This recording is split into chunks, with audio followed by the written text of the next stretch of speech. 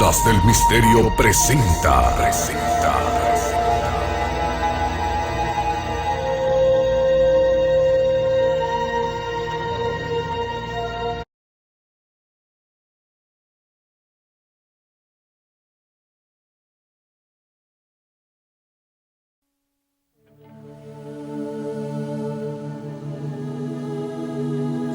El descubrimiento de la tumba de Tutankamón fue el hallazgo arqueológico más grande de toda la historia. El faraón Tutankamón se convirtió en un personaje histórico muy importante. Todo el mundo conoce sus majestuosos tesoros de oro, pero más interesante es aún la historia de su trágica niñez, sus extraordinarias aventuras amorosas y su repentina y misteriosa muerte. Ahora las nuevas pistas encontradas nos descubren al hombre que estaba detrás de la máscara de oro, el verdadero Tutankamón. El misterio de Tutankamón.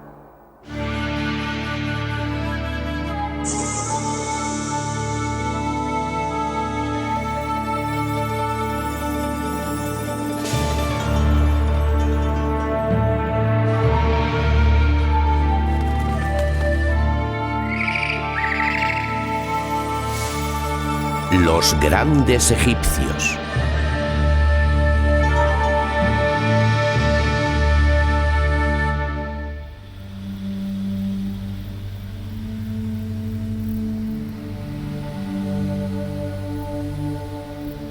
Los antiguos egipcios tenían la costumbre de anotar por escrito todo lo relacionado con sus reyes.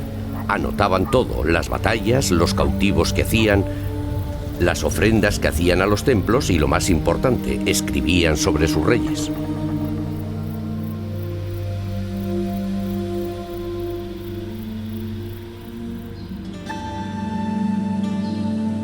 Un egipcio exhibía una lista de los soberanos para impresionar a un extranjero con su civilización. Cuando el gran viajero Heródoto visitó Egipto, dijo: «El sacerdote me leyó los nombres escritos de 330 monarcas de Egipto».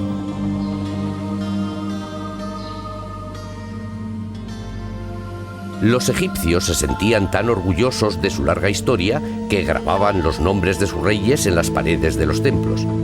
La lista de nombres mejor conservada se encuentra en el templo de Seti I en Abidos.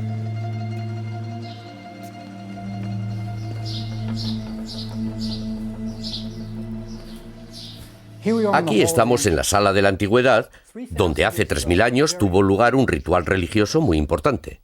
Seti I aseguraba a su pueblo que si leían los nombres de sus antepasados recibirían alimento en el otro mundo. Este de aquí es Seti I, y este joven es un príncipe llamado Ramsés, el cual llegaría a ser conocido como Ramsés el Grande. En su mano tiene un papiro del cual está leyendo los nombres que aparecen en él. Estos nombres de faraones iban desde Menes, el fundador de Egipto, hasta el propio Seti I. Cada nombre está en un cartucho, que es un óvalo hecho de cuerda que mágicamente rodea el nombre del faraón. Un poco de protección mágica siempre ayuda. Arriba nos relatan lo que estaba ocurriendo. Se trata de una oración para los muertos. Ojalá que Ptah Sokor Osiris, el señor de la tumba, el que está en el templo de Seti I, dé ofrendas a los faraones del Alto y Bajo Egipto del señor de las dos tierras, Seti I. Ojalá que ellos tuvieran pan, cerveza, ropa, alabastro y todo lo que necesitasen. Y a continuación están los nombres de los reyes que recibirían estas ofrendas. Primero Keops, el creador de la Gran Pirámide. Después Amenofis III, el cual gobernó Egipto durante el período de mayor prosperidad. Pero justamente aquí nos encontramos con un problema. El nombre del faraón más conocido del mundo no aparece. ¿Dónde está Tutankamón?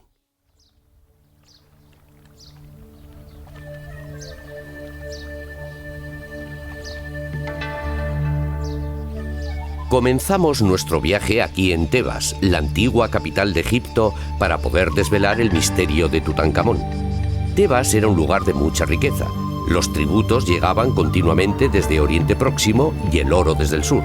Era una época de gloria para Egipto después de llevar más de 1000 años de estabilidad. Durante siglos habían rendido culto a los mismos dioses. El Nilo regularmente desbordaba sus orillas y las hazañas militares del faraón aseguraban la continuidad de su prosperidad.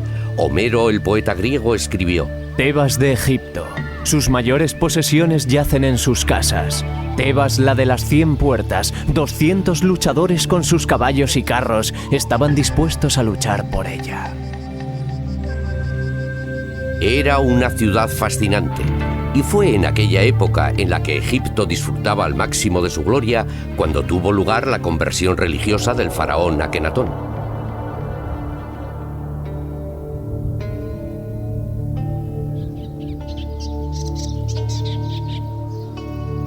El divino y único gobernador de Egipto se convirtió en un hereje.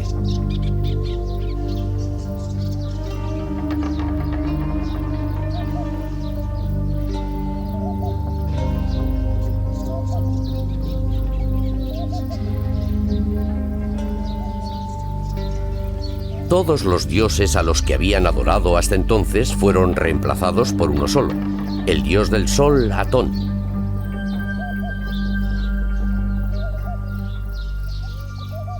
El faraón, con la ayuda de un pequeño grupo de seguidores, trasladó la capital desde la gloriosa Tebas hasta un desierto oculto situado a 160 kilómetros al sur del Cairo. Este lugar actualmente es conocido como Tel el Amarna. En los 3000 años de la historia de Egipto fue cuando nació Tutankamón.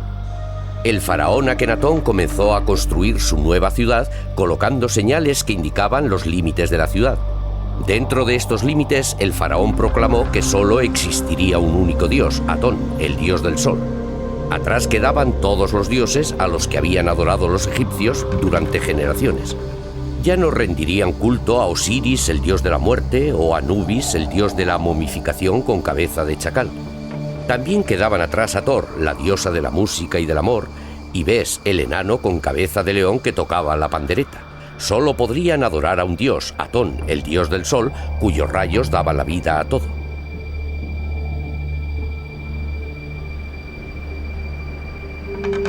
Este fue el entorno religioso en el cual Tutankamón nació, pero estos no fueron los únicos cambios que hizo Akenatón. De la noche a la mañana también cambió el estilo del arte, del estilo formal al naturista. Mientras que antes el faraón era retratado como un hombre musculoso y vigoroso, ahora lo mostraban con un cuerpo grotesco y deformado. En la historia de Egipto nunca se había representado de ese modo a ninguno de sus faraones. Sus estatuas le muestran con una cara alargada, el pecho hinchado, los muslos abultados y unos brazos larguiruchos.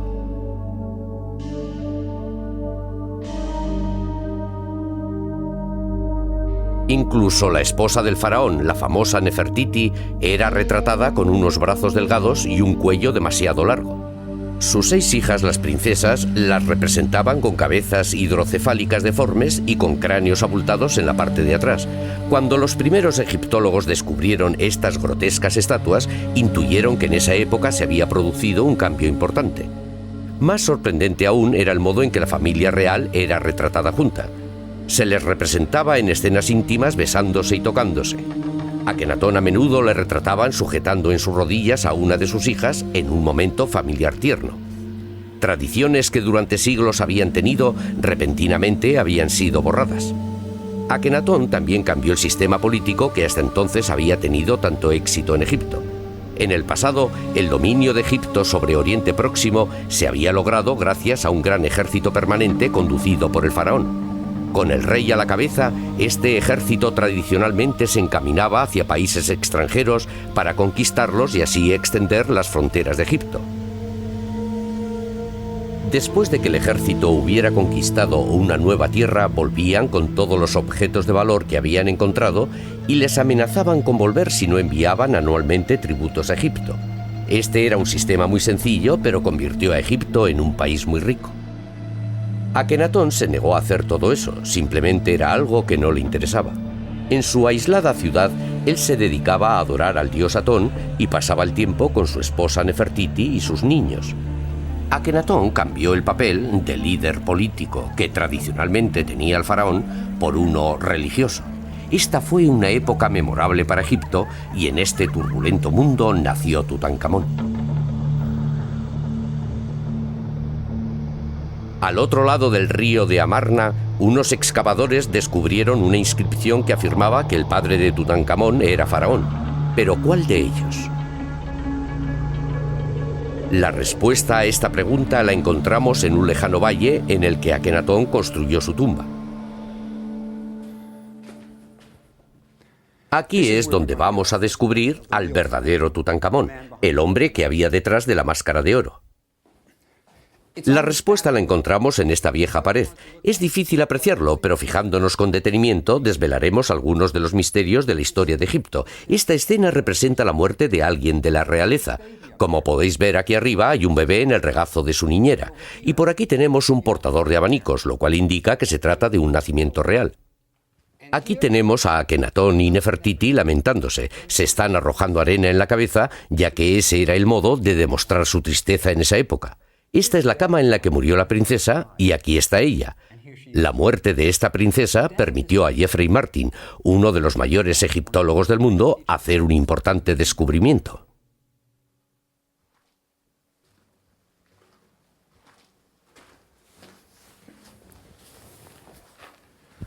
El profesor Martin se dio cuenta de que lo que hay en esta habitación es una escena casi idéntica a la anterior. Tenemos a personas lamentándose. Aquí hay uno que está de rodillas cogiendo arena y arrojándosela en la cara.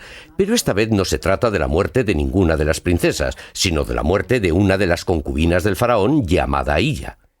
Y Martin cree que el bebé que acaba de nacer es nada menos que Tutankamón. Por tanto, aquí es donde la vida e historia de Tutankamón comienza.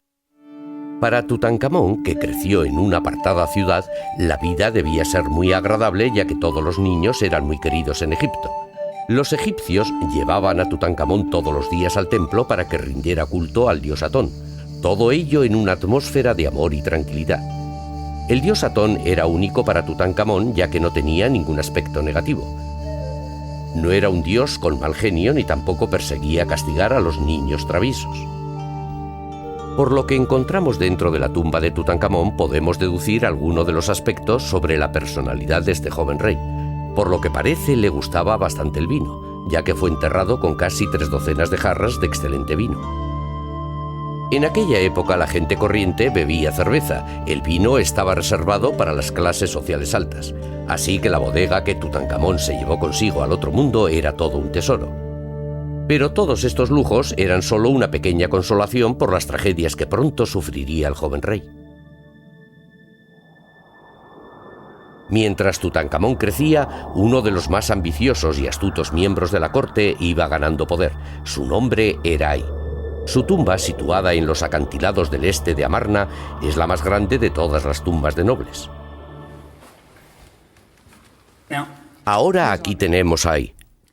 Tiene las manos colocadas en posición de orar. Está rindiendo culto a Atón, el único dios permitido. Detrás de él está la esposa de Ay.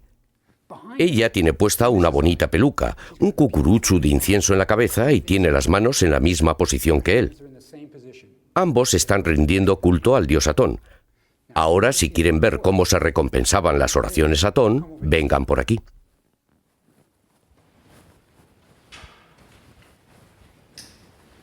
Por aquí hay una escena que muestra cómo eran recompensados en Amarna. Aquí está Akenatón y detrás de él su esposa Nefertiti. Justamente sobre Akenatón se encuentra el dios Atón, el disco solar, emitiendo sus rayos hacia abajo. El faraón y la faraona están obsequiando a Ay y a su esposa con unos collares de oro. Son 3 de las princesas que están ayudando a su padre.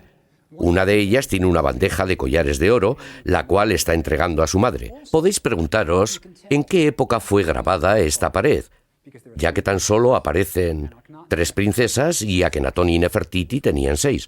Más o menos lo harían en la mitad del reinado de Akenatón.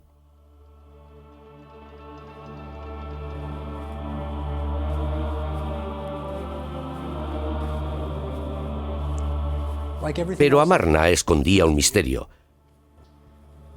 Mirad estas columnas. No están acabadas y la tumba de Ay tampoco. Cuando los trabajadores llegaron a este punto, dejaron sus herramientas, se alejaron caminando y nunca más volvieron. Sabemos que Ay vivió durante años después. Pero entonces, ¿por qué el oficial más poderoso de Amarna dejó su tumba sin terminar en la mitad del reinado del faraón? La razón por la cual Ay detuvo la construcción de su tumba fue que las cosas no iban bien en Amarna y Ay no tenía la intención de seguir viviendo allí. Akenatón era un jefe religioso y Egipto empeoraba rápidamente, tanto económica como políticamente. Los territorios conquistados los estaban perdiendo y los embajadores escribían diciendo que ya no eran respetados y que el ejército estaba en un estado lamentable. Incluso la nueva religión difundida por Akenatón no había tenido éxito. Los egipcios echaban de menos a sus antiguos dioses y finalmente Akenatón y Nefertiti se vieron forzados a sobornar a los habitantes de Amarna para que simularan ser fieles. Después de 17 años de reinado, Akenatón murió por circunstancias desconocidas.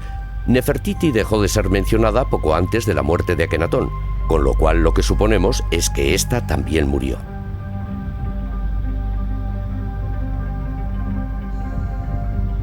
Al poco tiempo, la ciudad de Amarna fue abandonada. Una de las pruebas que indican cómo los egipcios querían olvidar rápidamente el episodio de Amarna lo encontramos en el famoso busto de Nefertiti, una de las más grandiosas obras de arte de la historia del mundo, y fue olvidada en la estantería del escultor. Nadie quiso llevársela.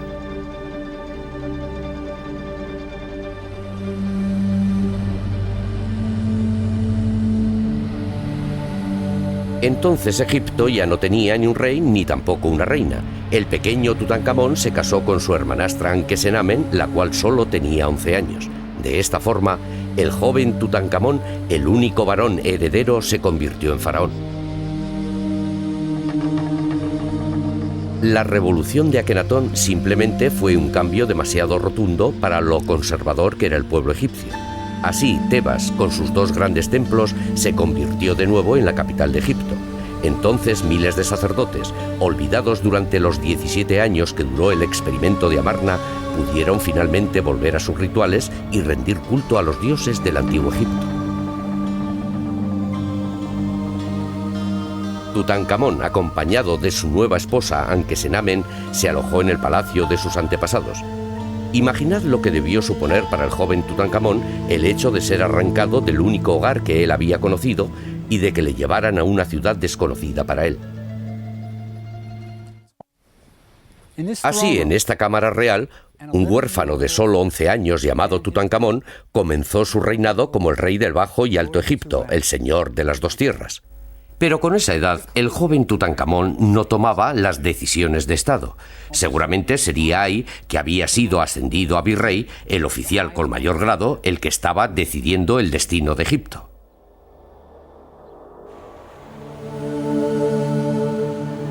Pero Tutankamón no fue el único niño que llegó a ser faraón en la historia de Egipto.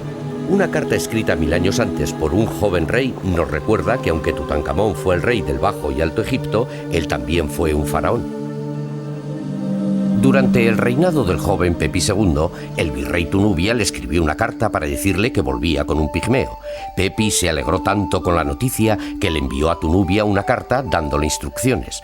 Para el virrey fue tal el honor de recibir esta carta del joven faraón que la mandó grabar fuera de su tumba en Asuán para que todo el mundo la viera. Vuelva pronto al palacio. Deje todo y tráigame al pigmeo. Cuando baje al bote con usted, póngale 2 hombres fuertes a ambos lados de él. Tenga cuidado de que no se caiga al agua. Por las noches ponga a sus hombres de confianza para que duerman con él en su tienda. Compruebe que las cosas van bien 10 veces por noche. Su Majestad desea ver a este pigmeo más que los productos del Sinaí y Punt. Puede que él fuera un faraón, pero todavía no era más que un niño. A su corta edad, Tutankamón y su esposa Ankesenamen ya habían conocido la tragedia. Se aferraron el uno al otro para superar las secuelas que les había dejado la muerte de su padre. Además, después de la muerte de Akenatón, no se vuelve a mencionar a la reina Nefertiti, quien probablemente también murió por aquella época. Entonces ellos eran huérfanos y les obligaron a trasladarse a Tebas, dejando atrás su hogar, su religión e incluso los cariñosos recuerdos de su padre, que ahora todos consideraban un hereje. Los objetos encontrados en la tumba de Tutankamón parecen indicar que la pareja era inseparable. Una de las más conmovedoras piezas encontradas en la tumba fue un pequeño santuario de oro, el cual una vez albergó una estatua de Tutankamón. Cada una de las escenas que aparecen en el santuario muestran a Ankesenamen como una esposa cariñosa y que ayudaba mucho. Las viñetas representan a la pareja real en sus momentos de intimidad, tocándose mutuamente. Mientras Tutankamón cazaba, Ankesenamen le sujetaba las flechas. Tutankamón rociaba el perfume en las manos de su esposa. Obviamente estaban entregados uno al otro y disfrutaban estar juntos. Por razones políticas, su ceremonia matrimonial se celebró cuando aún eran unos niños, pero ya existía entonces un verdadero vínculo de afecto entre marido y mujer. Este santuario probablemente fue el regalo encargado por Ankesenamen para su esposo. En cierto sentido, se trataba de una carta de amor escrita con oro. Realmente era una pareja mágica. En la tumba se ha encontrado una lámpara mágica que era su secreto particular. La lámpara es de alabastro y a primera vista no tiene ningún dibujo ni por dentro ni por la parte de afuera, pero cuando se enciende aparece la pareja dibujada en ella. El truco está en que dentro de la lámpara hay una segunda y más pequeña en la cual ha sido pintada la pareja, de manera que solamente puede verse la imagen cuando se enciende la lámpara y se hace traslúcida. En esta esquina del Museo del Cairo nos encontramos con una pista crucial de la historia de Egipto. Esta es una estela que colocaron en el templo Karnak, el centro religioso de Tebas. Poco después de su retorno a Tebas, Tutankamón fue obligado a pedir perdón a los antiguos dioses, y así es como lo hicieron. Estas 3 líneas de jeroglíficos de aquí arriba cuentan una historia terrible. Lo que dicen es: los dioses y diosas de Egipto, desde la isla Elefantina hasta las marismas del delta, habían sido abandonados. Sus santuarios habían caído en el olvido y estaban invadidos con malas hierbas. El pueblo egipcio estaba confuso. Los dioses habían olvidado esta tierra. Lo que básicamente hacían con este anuncio era culpar al padre de Tutankamón de la situación en que estaba Egipto. Cuando pusieron este anuncio público, Tutankamón probablemente solo tenía 12 años. Y estas no son palabras de un niño de 12 años. Alguien estaba culpando a su padre por los problemas de Egipto. Pensad cómo se sentiría Tutankamón. Se debía sentir fatal.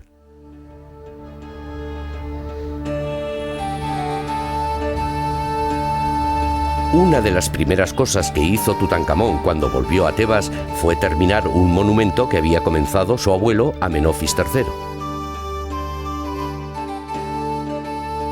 Aquí, en el templo de Luxor, Amenofis había construido una columnata, pero él murió antes de que fuera decorada. Las escenas que Tutankamón eligió para decorar la columnata eran las del festival más importante y tradicional de Tebas, el Festival de Apet.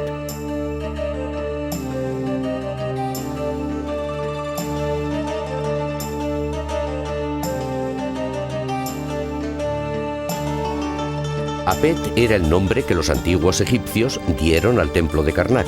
Una vez al año colocaban las estatuas de los 3 dioses más importantes de Tebas, Amón, Mut, Kon, en pequeños santuarios, y las llevaban desde el templo de Karnak hasta Luxor para que todo el mundo las viera.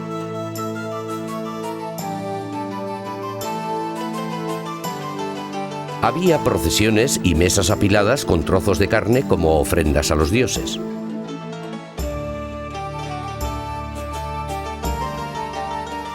Música, aplausos, canción y baile. Era un día de diversión y Tutankamón lo plasmó todo en la columnata.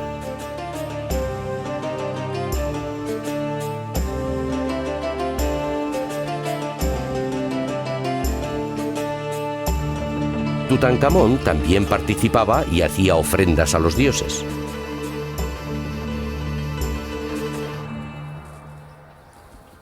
Pero aquí tenemos un gran dilema. Si Tutankamón decoró todas estas paredes, su nombre debería estar por todos lados, pero el único sitio donde encontramos su nombre es aquí, en este apartado lugar del templo. Estos 3 pequeños jeroglíficos deletrean uno de sus nombres, Nebkeperure. Sin ninguna duda, alguien estaba intentando borrar cualquier rastro de Tutankamón. Tutankamón y Ankesenamen estuvieron siempre muy unidos debido a las tragedias que habían tenido que superar juntos. En la excavación realizada en la tumba de Tutankamón se describió otra de las tragedias que ambos compartirían. Ankesenamen tuvo 2 abortos. Se encontraron 2 pequeños ataúdes de madera en una pequeña habitación fuera de la cámara de sepultura. Dentro de estos había 2 fetos. Howard Carter, el descubridor de la tumba, desenvolvió el más pequeño de ellos y dedujo que aproximadamente tenía 5 meses de madurez. Además, el cuerpo no mostraba señales de haber sido momificado. El segundo feto fue enviado al Dr. Douglas Derry, profesor de anatomía en la Universidad del Cairo. El profesor lo desenvolvió y dedujo que era un feto femenino de 8 meses, el cual sí había sido embalsamado. Derry dijo que había encontrado el alambre que los embalsamadores utilizaban para sacar el cerebro. Estos fetos desaparecieron misteriosamente en el año 1930, pero recientemente el mayor de ellos ha aparecido en el Hospital Casare Laine, donde Derry lo había guardado. Cuando el año pasado encontraron el cuerpo del feto más pequeño, el doctor Fauzi Gabala, presidente del Departamento de Anatomía, me invitó a examinar los 2 cuerpos. Y una de las cosas que me asombró es que a menudo decían que las momias fueron examinadas por Howard Carter y luego más tarde por Derry, el profesor de anatomía de la Universidad del Cairo. Sí. Ellos decían que el más pequeño de los 2 fetos, Ankesenamen, tuvo 2 abortos y este es el mayor. Sí.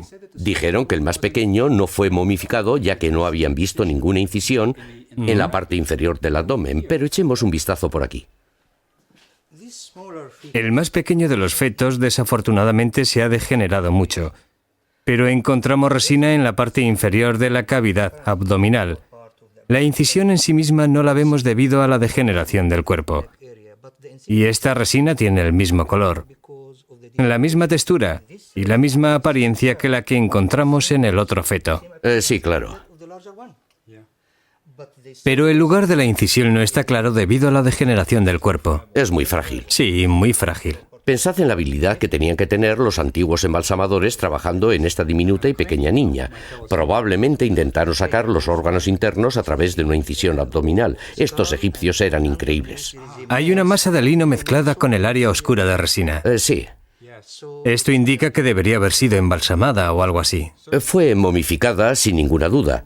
Mirando a estas 2 diminutas criaturas, uno no puede evitar preguntarse lo que hubiera ocurrido si los hijos de Tutankamón y Ankesenamen hubieran sobrevivido. Si ellos hubieran tenido un varón heredero, las esperanzas de aquellos que querían ser reyes se habrían perdido, y la historia de Egipto se hubiera cambiado para siempre. Pero acechando entre las sombras estaba la peor de las pesadillas del joven faraón.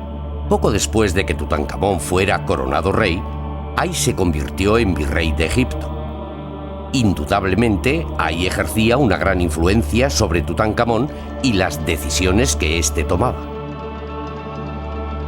Además de aconsejar al rey y administrar justicia, el virrey tenía otro gran poder. Él controlaba el acceso al palacio. Nadie podía entrar o salir sin su conocimiento y permiso.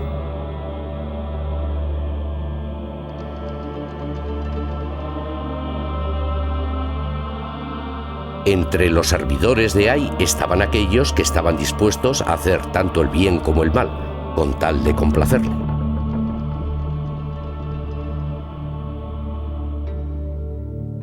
Una de las escasas imágenes que tenemos de Tutankamón en su papel de faraón está en la tumba de Hoy, su virrey de Nubia.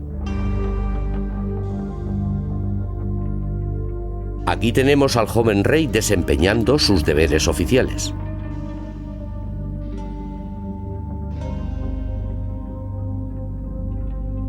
Hoy era un importante oficial de la corte de Tutankamón. Su trabajo consistía en mantener el oro circulando desde Nubia a Egipto. Los antiguos egipcios llamaban al oro nube, ya que Nubia, actualmente Sudán, era un lugar donde abundaba este metal precioso. El oro que se ha encontrado en el ataúd de Tutankamón probablemente fue gracias a los concienzudos esfuerzos de Hoy. Cuando hoy volvía desde Nubia, podíamos ver sus caballos mirando desde sus compartimentos.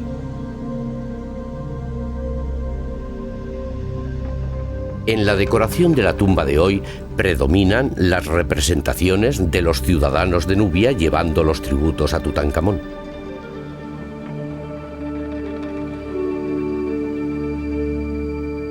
Jirafas, monos e innumerables anillos de oro.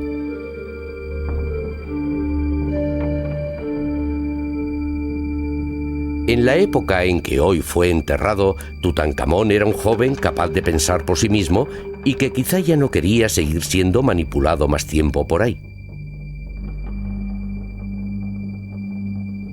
Pero esta nueva independencia le costaría mucho sufrimiento.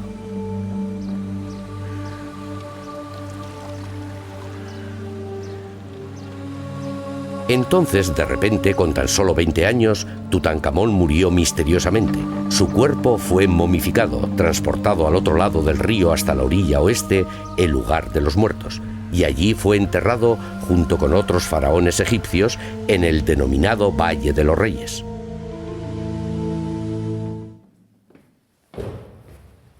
Esta es la tumba más famosa de todo el mundo, pero decepciona a todos los que vienen a verla. No es gran cosa, ¿verdad? Pero nadie esperaba que Tutankamón muriera tan joven y por tanto no hubo tiempo de preparar una tumba más adecuada. Pero aún así encontramos cosas maravillosas en ella, como por ejemplo aquí. Tutankamón todavía está dentro de este sarcófago. ¿No es estupendo? Él es el único faraón al que dejaron en su tumba. Y también encontramos otras cosas maravillosas, las pinturas. Si sabes cómo leerlas, te relatan cosas sobre el entierro de Tutankamón. Tardaron 70 días en momificar su cuerpo, y ese fue todo el tiempo que tuvieron para preparar su tumba. Tuvieron que conseguir ataúdes, mobiliario y las esculturas. Todo tenía que estar aquí. Además, tuvieron que preparar los rituales religiosos. Pero aparte de todo esto, además tenían que elegir a un nuevo rey. Y ese era un gran problema, ya que Tutankamón no tenía ningún hijo. Y la única persona viva de la realeza era Ankesenamen. En esta pared se representa el día del funeral. Aquí está la momia de Tutankamón. Y estos 12 egipcios de ahí están llevando el cuerpo hasta esta tumba. ¿Y qué quieren decir las pequeñas cintas que llevan en la cabeza? Son para demostrar su dolor. Y estos son los oficiales de palacio. Pero ¿sabéis quién falta aquí? Ay. Él está por aquí. Y fijaos en lo que lleva puesto. Es una piel de leopardo. Eso indicaba que él era el sumo sacerdote. Ay actuaba como sumo sacerdote al ejecutar el rito de la apertura de la boca de Tutankamón. El sumo sacerdote es el que daba a los muertos la vida y el aliento para la próxima. Pero vuelvan a mirar. Eso no es todo. En su cabeza tiene la corona del faraón y los emblemas sobre su cabeza. Ambos tienen el nombre de Ay. Ay se ha convertido en faraón. Es el sucesor de Tutankamón. Pero, ¿cómo logró un plebeyo convertirse en un faraón? Ankesenamen debía estar desolada por la muerte tan prematura de su joven esposo. La estrecha relación con su marido se había forjado desde que eran niños, y además habían superado juntos muchas cosas. A pesar de todos los trastornos y cambios que habían sufrido, ellos siempre se habían tenido el uno al otro como confidentes cariñosos. Durante los días posteriores a la muerte de Tutankamón, sucedieron una serie de acontecimientos que finalmente terminaron en varios asesinatos. Aquel fue un período turbulento. El primero de estos acontecimientos fue una carta de súplica de Ankesenamen al rey de los hiitas, la cual está grabada en una antigua tabla encontrada en los archivos de la capital hiita. La carta de Ankesenamen era tan asombrosa que incluso el destinatario de la misma, el rey de los hiitas, no se lo podía creer. Mi esposo ha muerto y no tengo ningún hijo. La gente dice que vos tenéis muchos hijos. Si me dierais uno de los vuestros, este se convertiría en mi esposo. Nunca podría escoger a uno de mis servidores y hacerlo mi esposo. Tengo mucho miedo. ¿Por qué razón Ankesenamen pediría que le enviaran un esposo desde una ciudad que estaba fuera de las fronteras de Egipto y que tradicionalmente era enemiga? El rey de los hiitas rechazó la petición pensando que se trataba de algún truco. Desesperada, Ankesenamen volvió a escribirle. ¿Por qué pensáis que trato de engañaros? Si tuviera un hijo, ¿Creéis que escribiría a un país extranjero humillándome a mí misma y a mi país? Sé que no os fiáis de mí. Mi marido ha muerto y yo no tengo hijos. ¿Debería quizás coger uno de mis servidores plebeyos y hacerlo mi esposo? La gente dice que vos tenéis muchos hijos. Dadme uno y se convertirá en mi esposo y en el rey de la tierra de Egipto. Finalmente el rey envió a Egipto a uno de sus hijos para que se casara con la desesperada Ankesenamen, pero la boda nunca se celebró. En algún lugar del desierto en una frontera egipcia fue asesinado. ¿Por qué Ankesenamen quería encontrar un esposo fuera de las fronteras de Egipto? En sus cartas ella afirma que nunca se casaría con un servidor, y esta es una frase poco común. Debía de estar amenazada por alguien. Pero, ¿quién podía forzarla a casarse con un plebeyo? La respuesta a esta pregunta fue encontrada después de más de 3000 años en la tienda de un famoso comerciante de antigüedades. En la primavera de 1931, Percy Newberry, un egiptólogo, encontró en el almacén un anillo con 2 inscripciones. Una pertenecía a Ankesenamen y la otra a Ay.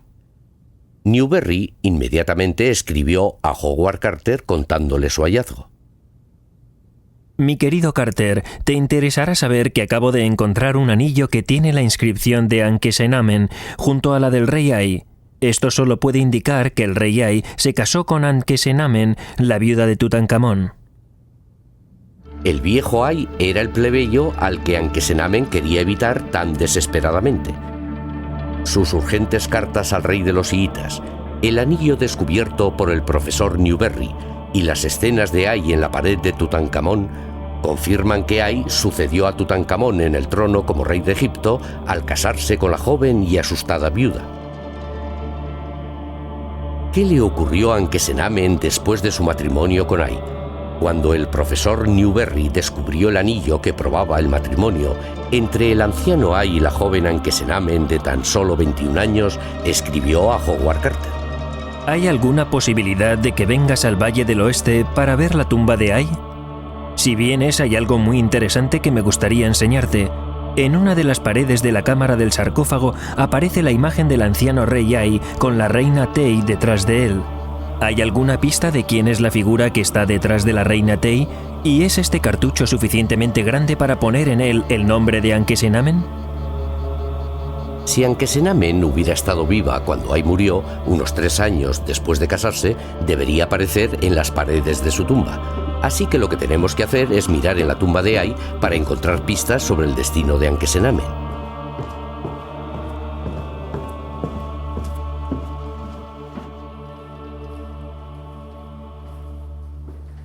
Ay tenía pintadas en las paredes de su tumba varias representaciones. Estas son religiosas, representan a los dioses dando la bienvenida a Ay y a su pueblo orando por él. Pero la escena en la que el profesor Newberry estaba interesado, aquella que hablaba sobre Ankesenamen, estaba por aquí. Tenemos a Ay que estaba pescando en las marismas. Su esposa Ankesenamen debería estar con él, ya que ella era su mujer y la reina de Egipto. Pero la inscripción que tenemos aquí es demasiado pequeña para su largo nombre. Tiene el tamaño justo para el nombre de la primera esposa de Ay, Tey. Y esta borrosa figura es Tey, y no hay espacio para Ankesenamen detrás de ella. Además, los jeroglíficos nos cuentan que Tey era la reina de Egipto. ¿Qué le ocurrió entonces a Ankesenamen? Para que Tey fuera reina, Ankesenamen tenía que haber muerto. En consecuencia, solo podemos imaginarnos que Ankesenamen sufrió una muerte similar a la del príncipe de los hiitas y a la de Tutankamón. Fue asesinada. ¿Estamos hablando de un asesino en serie? ¿Pudo Ay haber asesinado a todo aquel que se interpusiera en su camino al trono? En 1968, otra de las piezas para desvelar la misteriosa muerte de Tutankamón encajó en su lugar. El doctor Harrison, un anatomista inglés, llevó a cabo un examen médico único. Era la primera vez desde 1920 que las autoridades egipcias permitían abrir el sarcófago de Tutankamón.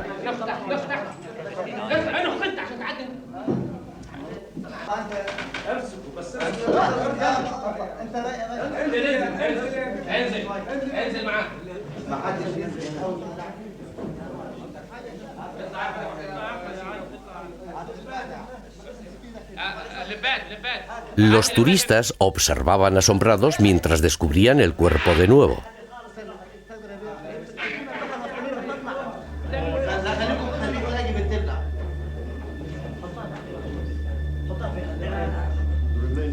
Estamos examinando el cuerpo.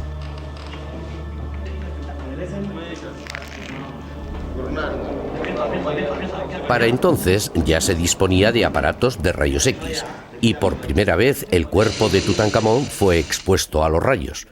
Los resultados fueron reveladores, ya que Harrison descubrió que Tutankamón tenía un golpe en la parte de atrás del cráneo. Esto está dentro de los límites normales. De hecho, podría haber sido causado por una hemorragia producida bajo las membranas que cubren esta región del cerebro. Y la hemorragia podría haber sido provocada por un golpe en la parte posterior de la cabeza, lo cual podría haber sido la causa de su muerte.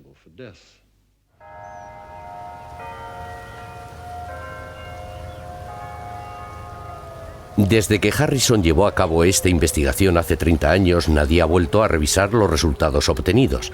Así que decidí hacerme con una copia de los rayos X de Tutankamón y la llevé a un conocido radiólogo de mi escuela, la CW Post Campus de la Universidad de Long Island. Muy bien. Aquí está. Bien, la teoría que el Dr. Harrison propuso es bastante interesante porque yo creo que esta interrupción de aquí, en el hueso occipital, en la parte posterior del cráneo, podría representar una pequeña fractura, y entonces él pensó que esta área más oscura de aquí era un coágulo de sangre. Ya. Si eso es así y este es el otro lado del coágulo de sangre, ello indica que el coágulo se ha calcificado. Eso significaría que el coágulo ha estado ahí durante algún tiempo, quizás durante varios meses. Pero durante ese periodo de tiempo, Tutankamón tendría que haber estado vivo para que se pudiera producir la calcificación. Así que si Tutankamón hubiera recibido un golpe en esa parte de la cabeza, no hubiera muerto al instante. Sí, esto es un coágulo de sangre. Bien. Supongamos que es verdad. Y si fuera verdad, ¿cuál habría sido su estado de consciencia? ¿Habría estado quizá inconsciente? Al principio probablemente él habría sido capaz de funcionar de algún modo. Pero seguramente un coágulo de este tamaño, localizado en este área limitada, a la cual llamamos fosa posterior, en la parte posterior del cráneo, le hubiera provocado una presión masiva en la parte central del cerebro y en el área del cerebelo. Con esa presión seguramente estaría inconsciente y durante todo ese tiempo estaría desarrollando la calcificación. Interesante. ¿Qué puede decirme sobre el lugar donde fue golpeado? ¿En qué posición estaba cuando recibió el golpe en la parte posterior de la cabeza? ¿Cree usted que es un lugar corriente para recibir un golpe o...? No es un lugar corriente. Está bastante cerca de la base del cuello. Bien, por aquí tenemos un maniquí. Se lo mostraré en él. Sí, por favor. Entonces, si él estuviera tumbado de esta forma, el golpe tendría que haber venido justamente por aquí. El cuello comienza en este área y la base del cráneo aquí. Aquí tenemos un cráneo.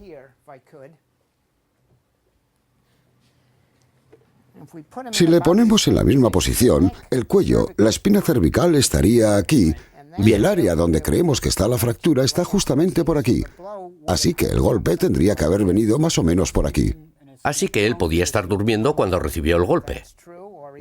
O podría haber tenido la cabeza en esta posición y ser golpeado así. Entonces Tutankamón quizá quedó inconsciente. Puede que incluso estuviera un mes o dos en este estado y luego murió. Correcto. Interesante, gracias. Gracias a ti. Los resultados de nuestra investigación en los rayos X de Tutankamón indican que Ay pudo haber tenido varios meses para urdir un plan con el cual suceder a Tutankamón en el trono. Si Ay mató a Tutankamón, a Ankesenamen y al príncipe de los chiitas, ¿por qué no se le llevó ante la justicia? La respuesta a esta pregunta está escrita en las paredes de la tumba de Rechmaray, el cual hizo grabar en su tumba las obligaciones y poderes de Ay.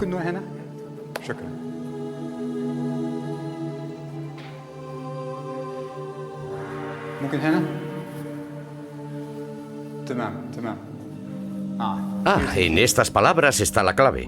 Permitir que nadie juzgue al virrey. Es él quien debería castigar al malhechor. En otras palabras, nadie castigó a Ay. No tenemos pruebas concluyentes, pero lo que sí está claro es que Tutankamón, Ankesenamen y el joven príncipe de los chiitas tuvieron que morir todos en unos pocos meses para que Ay pudiera convertirse en faraón. Además, Ay, al ser el virrey, Era el único que podía haber organizado el asesinato de Tutankamón dentro del palacio, el que pudo organizar el asesinato del joven príncipe hitita, y solo él quien obligó a Ankesenamen a casarse con él y después la mató. Además, esta sospechosa secuencia de acontecimientos que tuvieron lugar en Tebas hace 3000 años, todos beneficiaban a Ay. Los esfuerzos de Ay por suceder en el trono a Tutankamón no le sirvieron de mucho, ya que murió 3 años después de convertirse en rey. Su tumba fue robada, su momia destrozada. También fue borrado su nombre, y los objetos valiosos que él planeaba llevarse a la otra vida fueron robados. Actualmente su nombre es desconocido, solamente le recuerdan los egiptólogos porque sucedió a Tutankamón en el trono. Los antiguos egipcios estaban tan dolidos por lo que el padre de Tutankamón había hecho que eliminaron todos los restos de Tutankamón. Por esa razón, la inscripción de Tutankamón no aparece en las paredes de Abidos, en las cuales están grabadas los nombres de todos los reyes de Egipto. También por esa razón su nombre fue borrado de la columnata del templo de Luxor que él mismo decoró. A pesar de todo eso, su nombre todavía perdura. Su pequeña tumba en el Valle de los Reyes, pronto olvidada con el entierro de otro faraón, ha permanecido intacta durante 3000 años. Tutankamón, que tanto sufrió en vida, yace ahora en su tumba y es el único faraón que sigue enterrado en el Valle de los Reyes. La antigua oración egipcia se hizo realidad solo para él. Ojalá que el Señor de las dos tierras, Rey del Alto y Bajo Egipto, Nebkeperure, Tutankamón, tenga vida, salud y prosperidad para siempre.